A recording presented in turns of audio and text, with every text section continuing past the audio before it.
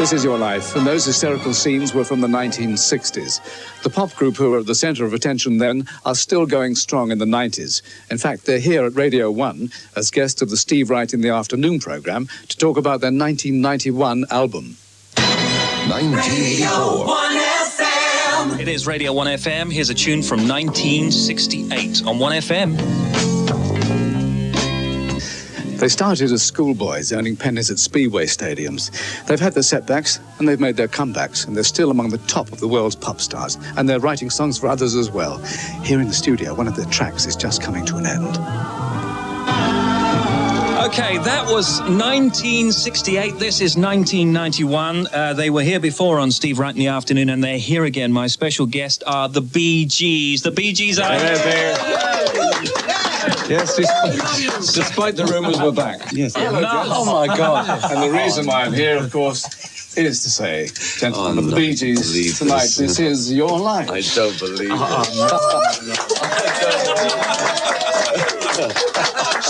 Very good. Thank you. Very good. I'm sorry. It was all lies. Thank you, Steve. It's a setup. Oh, man. It's a setup. It's a setup. It's a setup. We've got a slightly larger studio waiting for you just down the road. Right. So, I'd like to come this way. Steve, tell the listener to serve it as normal now.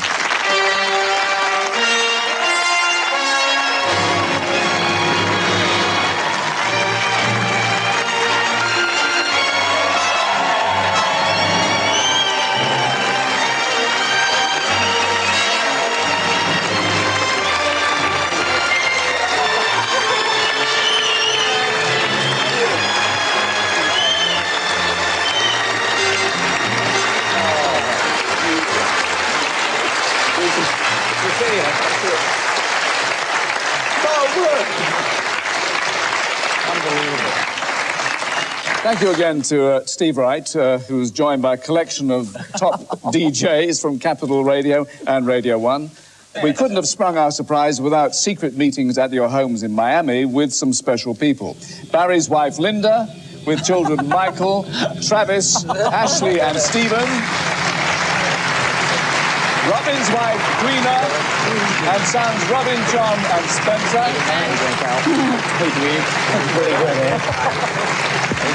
And Morris's wife, Yvonne, with Samantha and Adam.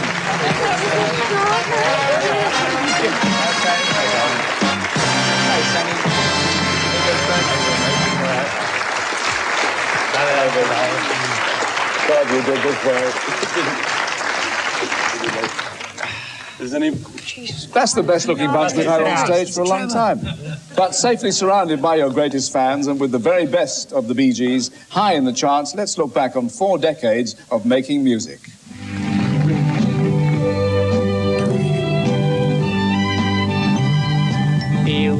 I'm going back to Massachusetts. Something's telling me I must go home.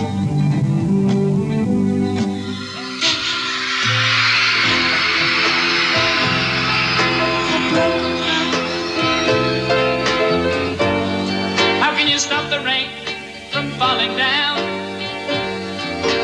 How can you stop the sun from shining? What makes the world go round? Stop talking, telling me lies.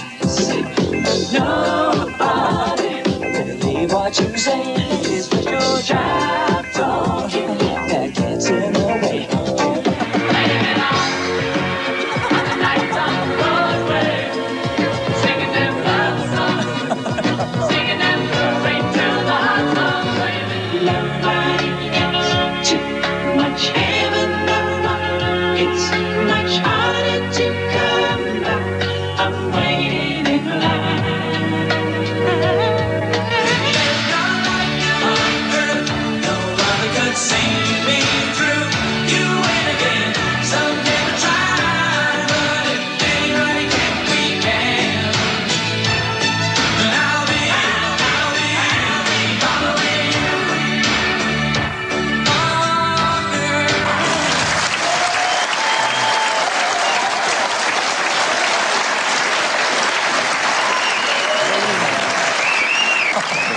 Now, the three of you wrote all those hits, and yet it's hard to believe, if it's true, that none of you writes a note of music. That's right. True. We don't write music. We can't read or actually write music. Can't write a single crotch. Crotchet. Well, music was certainly in the air when your dance band leader father married your mother in 1944. His band formed an arch of musical instruments. Now, Barry, you were born in 1946, the twins 3 years later, and you were still in infant school when you started singing in harmony. And I thought you'd left the radio on in your bedroom. Do you realise it's a television show in England to get your mother off the slot machines in Las Vegas? Flown in from their home in Nevada, your mum and dad, Barbara and Huey.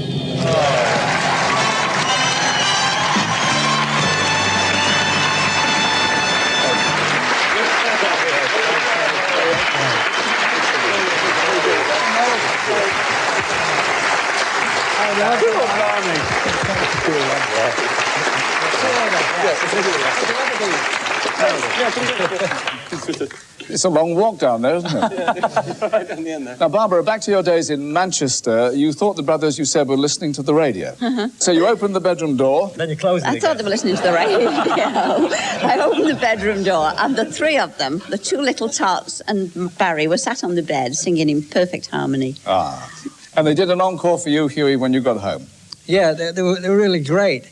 And what happened shortly after that is Barry got the bottom of an old cheese barrel, put a piece of wood on it, pinched the household fuse wire, and made a guitar.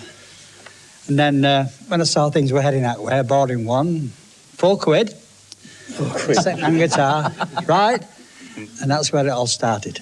Well, by that time, your father's band leader job had brought the family back to Manchester from your birthplace in the Isle of Man. It was 1955 and rock and roll ruled. Saturday morning children's cinema clubs held competitions, kids miming to stars like Bill Haley and the Comets. But somehow the record you took along got broken. So, Maurice, what happened next?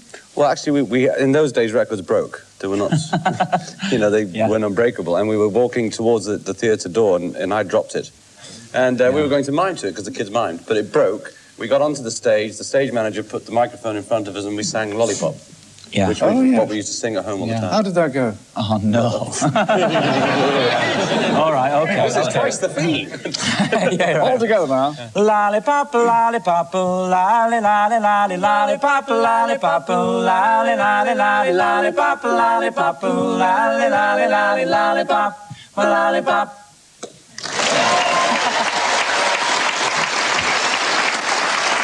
And I'd like to say that was the debut of the Bee Gees, but you didn't call yourselves that in those days. That's true. What were you, Robin?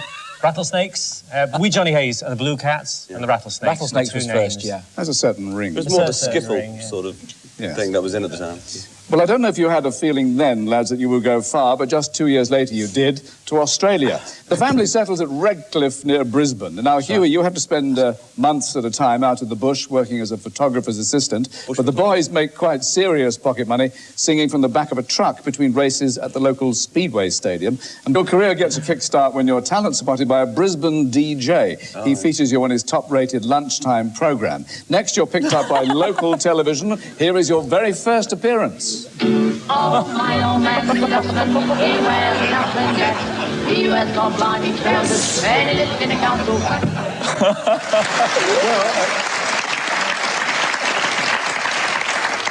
An early influence on your musical style was, oddly enough, not a dustman, but an international star you never dreamed would one day become a close pal. From Connecticut, Neil Sedaka. Congratulations, Morris, Robin, and Barry. I've been a Bee Gees fan for at least 30 years. I'm dating myself. They write the best songs. They are standards, evergreens, and they appeal to every age group. Sorry I'm not with you guys. Regards from Westport, Connecticut, from the Sedaka family. And keep going. We love you. Bye. Thank you, Neil Sedaka.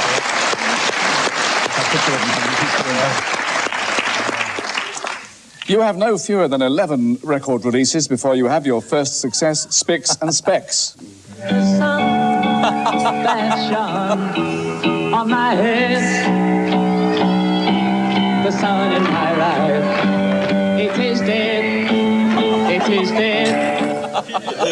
Well, ironically, news of that #1 hit in Australia reached you when you'd already boarded the boat home. And the outlook was distinctly sunny when you arrived in London and auditioned for an Australian-born pop impresario. The result, an exclusive management deal that was to make you millionaires. Recalling that February of 1967, Robert Stigwood. Dear Baz, Rob and Mo, nothing gives me greater pleasure than being an old Aussie bushwhacker to celebrate this as your life. I am thrilled for you tonight, and I send you, your families, and all your children, all my love, and I love you all. Thank you, Robert Stigwood.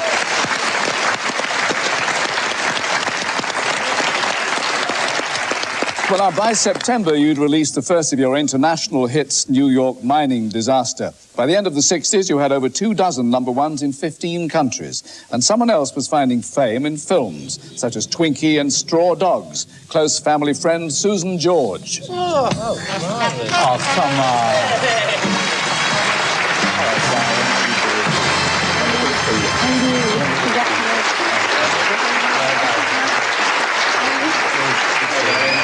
Thanks for coming. Good to see you. Sue, film producer now, how did the friendship begin? Well, it began... Careful. I won't tell that. It began because Andy Gibb was one of my closest friends.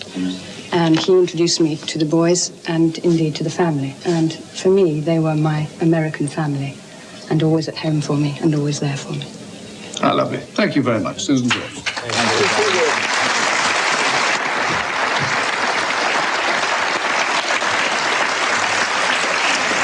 Well, after 60s success, the 70s start in discord. The pressure of non-stop work is telling. Robin goes solo, and the eldest of the Gibb children stands in for him at the talk of the town, the first and last female Bee Gee. But she quit the pop scene and now runs her own boarding kennels in Sydney. Your sister, Leslie. Wow. Hi, guys. I'd love to have seen your faces at this time. I'd have given anything to have been with you. Anyway, we will be next year if everything goes according to plan. Hi, I bet it was a wonderful surprise. We're very proud of you. Congratulations, and I hope it's still going on for years to come. Hello, I would just like to say hello to my cousin Travis. Big waves. Lovely. Thank you, Leslie and family. Now, you three are back on song with a vengeance by 1971 with a #1 in the American Hit Parade and a triumphant return tour of Australia. Your continuing domination of the charts hits a peak in 1978 with your songs for Saturday Night Fever.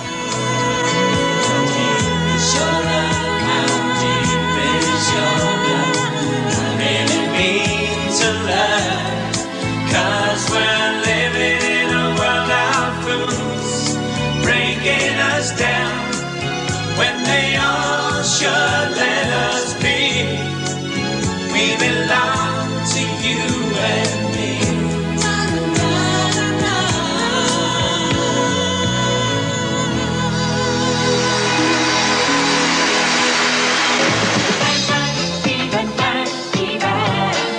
We know how to do it. Give it that night, fever, night, fever. We know how to show it.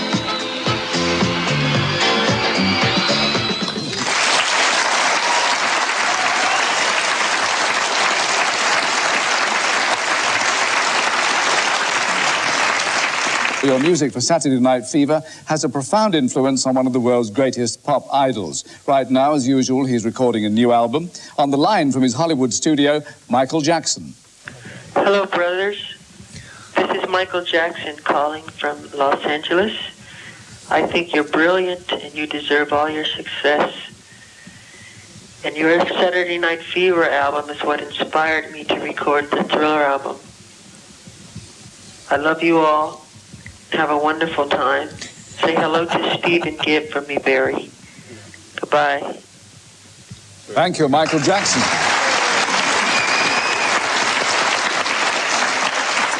You also find harmony away from the recording studios. All three of you find married happiness second time round. Barry to Linda in September 1970, after being introduced by young Jimmy Savile himself. Morris to Yvonne in October 1975, and Robin to Dwina in July 1985. Then, as if 6 Grammy Awards weren't enough, you even got to be impersonated, all three of you, by a certain mad broadcaster. Wonderful. Great. Let me see. Oh. Yeah.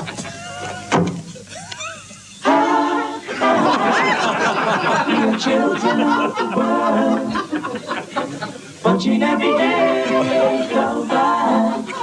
Changes my life, changes your life, keeps us all anticipating.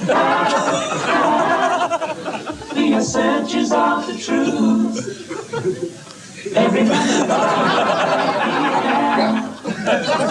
And back in roughly one piece tonight, Kenny Everett.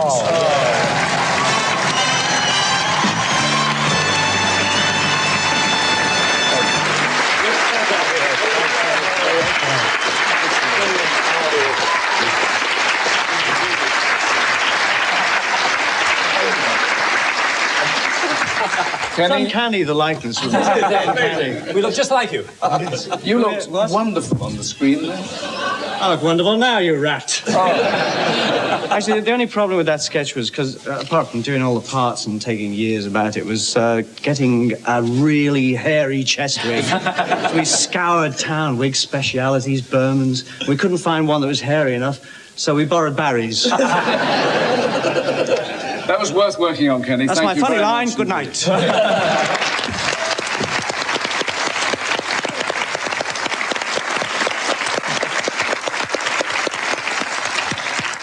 In 1979, the year of the child, you performed and donated your song, Too Much Heaven, to UNICEF. The Prince's Trust has also benefited from your charity appearances, as has Capital Radio's Help a London Child. Come the 80s, you start to concentrate on writing and producing recording hits for other stars. And we got nothing to be guilty of. La, la.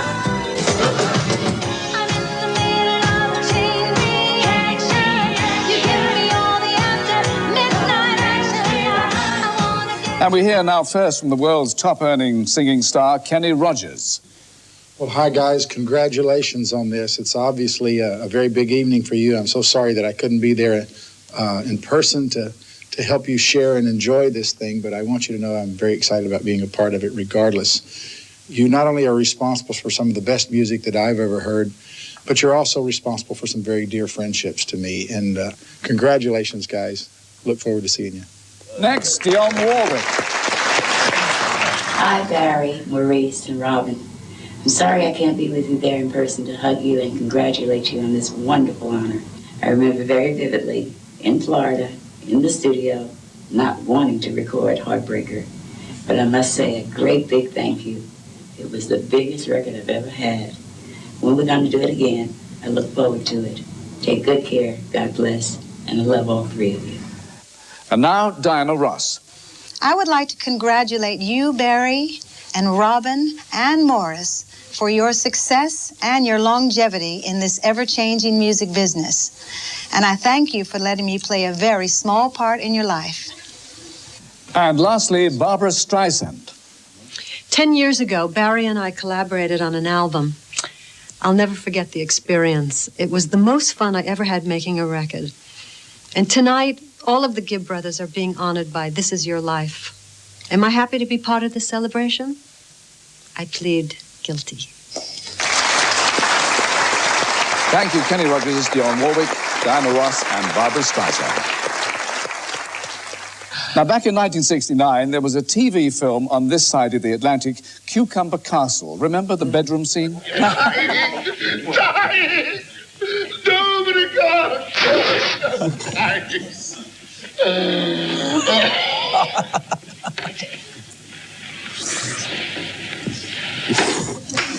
Your co-star, you call him your old uncle, in fact, Frankie Howerd. No. Oh, he's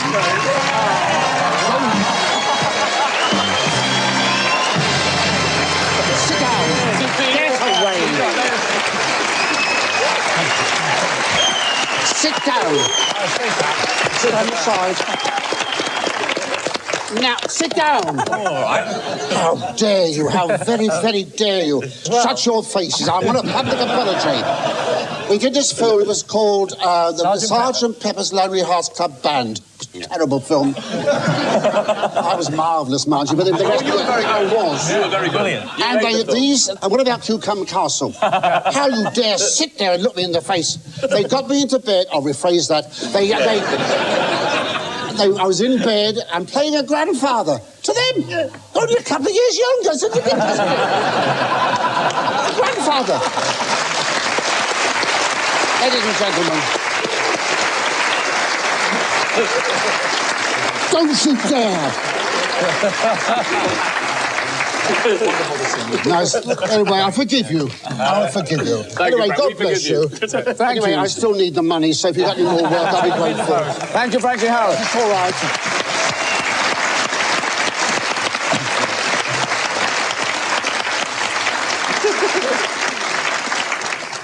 What happy memories. Now, running parallel with your own achievements, another gifted brother found his place in the spotlight. Youngest of the family, Andy Gibb had a series of hits in the late 70s, including An Everlasting Love and Shadow Dancing.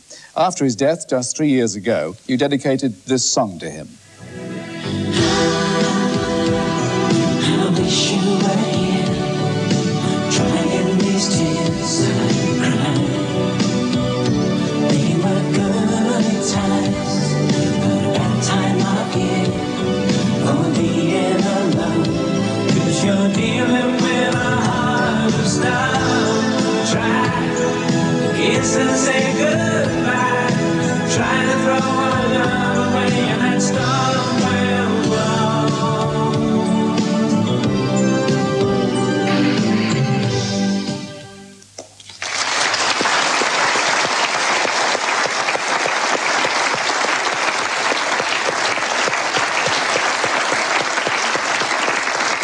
Well, the 90s see you once more as top international performers with worldwide hits like this from your new album, High Civilization, Secret Love.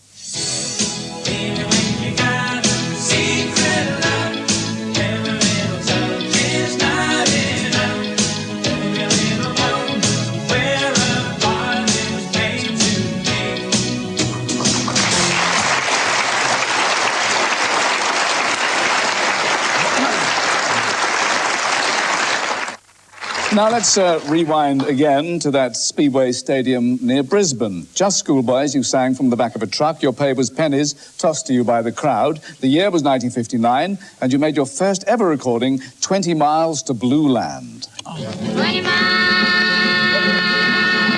to Blue Land. You can dig this up. 20 miles to But to me, it seems like only yesterday.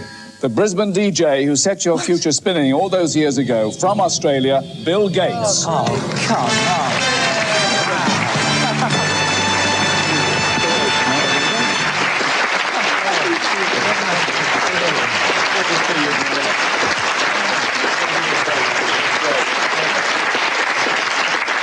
Bill, it was you who finally gave the brothers their name. Well, that's right, Michael. We had some great songs recorded, and we needed a name that the people could remember. And so we were sitting around your home at Redcliffe, and it suddenly occurred to me that there are all these Bee Gees in the room. Barry Gibb, Barbara Gibb, the brothers Gibb. Eric Smith. Eric Smith. We all talk about him. The Speedway promoter Bill Good and Bill Gates. So all these Bee Gees, it seemed like a good idea at the time, and I think it worked. It seemed as so you decided on the Aristocrats, but later you changed it to the Bee Gees. That's right, the Bee Gees. The Bee Gees it is. Barry, Robin and Morris, this is your life. Thank you. Who's going to take the book?